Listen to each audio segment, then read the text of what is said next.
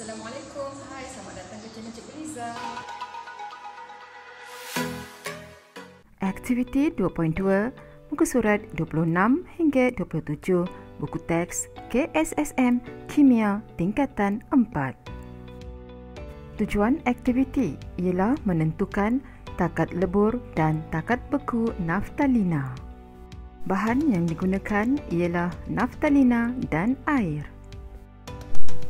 Radas yang digunakan pula ialah tabung didih, bika 250 cm padu, termometer, tungku kaki 3, kaki ritot dan pengapit, penunu Bunsen, jam randik, kasadawai dan kelalang kon. Untuk prosedur, pertama, penuhkan 1/3 tabung didih dengan naftalina. Kedua, letakkan termometer ke dalam tabung didih itu. Ketiga, isikan air ke dalam sebuah bikar sehingga separuh penuh. Keempat, masukkan tabung didih ke dalam bikar dan apitkan tabung didih. Pastikan aras naftalina dalam tabung didih berada di bawah paras air di dalam bikar. Langkah 5. Panaskan air dan kacau naftalina secara perlahan dengan menggunakan termometer. Apabila suhu naftalina mencapai 60 darjah Celsius, mulakan jam randik. Langkah 6. Catatkan suhu dan keadaan jirim naftalina pada selang masa 30 saat sehingga suhu mencapai 90 darjah Celsius. Langkah 7. Keluarkan tabung didih daripada kukus air. Keringkan permukaan luar tabung didih daripada kukus air dan letak tabung didih ke dalam kelalang kon.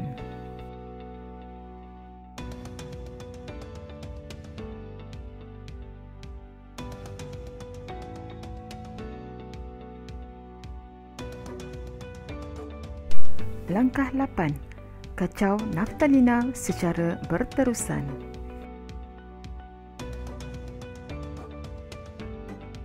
Langkah 9. Catatkan suhu dan keadaan jirim naftalina pada selang masa 30 saat sehingga suhu menurun ke 60 darjah Celsius. Langkah 10. Rekod pemerhatian anda.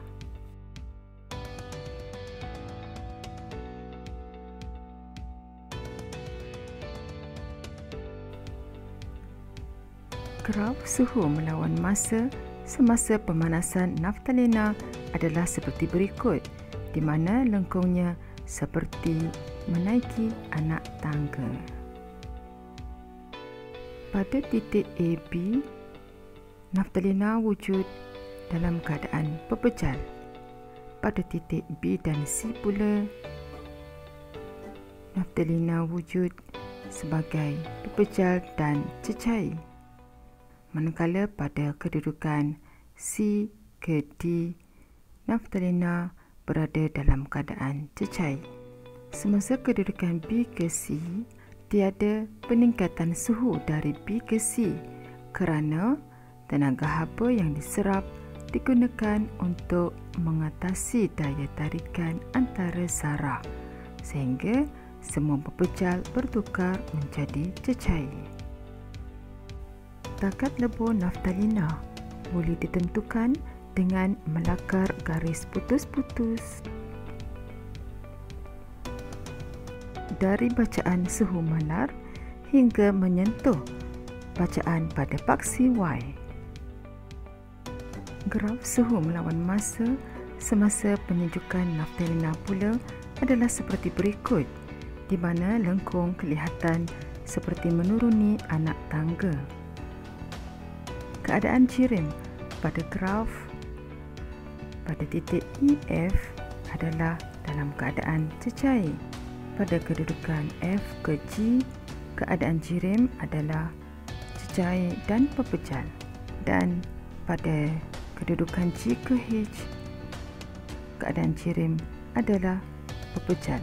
Pada kedudukan FG, tiada penurunan suhu berlaku kerana tenaga haba yang dibebaskan ke persekitaran diimbangi oleh tenaga haba yang terbebas apabila zarah menarik antara satu sama lain untuk membentuk pepejal.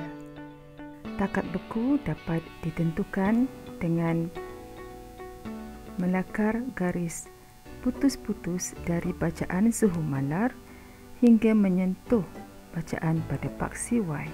Sekarang kita ke slot perbincangan. Untuk nombor 1, semasa pemanasan naftalina. 1A, mengapakah naftalina tidak dipanaskan secara langsung dengan menggunakan api daripada penunung Bunsen?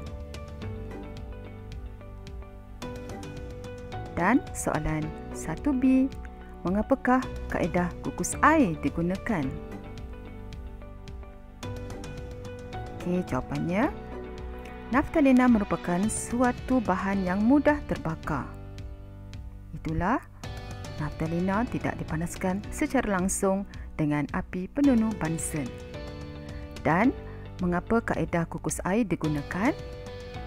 Ini kerana kaedah kukus air dapat mengagihkan haba secara serata dan ini memastikan pemanasan yang sekata. Kita teruskan perbincangan soalan kedua.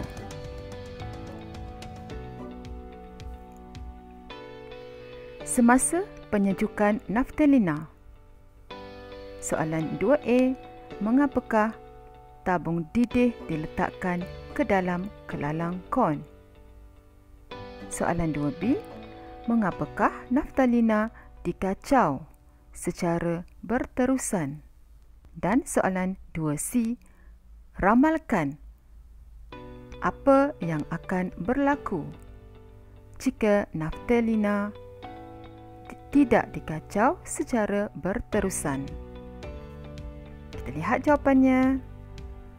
Mengapa tabung didih diletakkan ke dalam kelalang kon?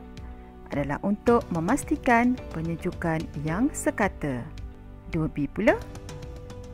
Mengapa naftalina dikacau secara berterusan? Ya, untuk mengagihkan haba secara serata.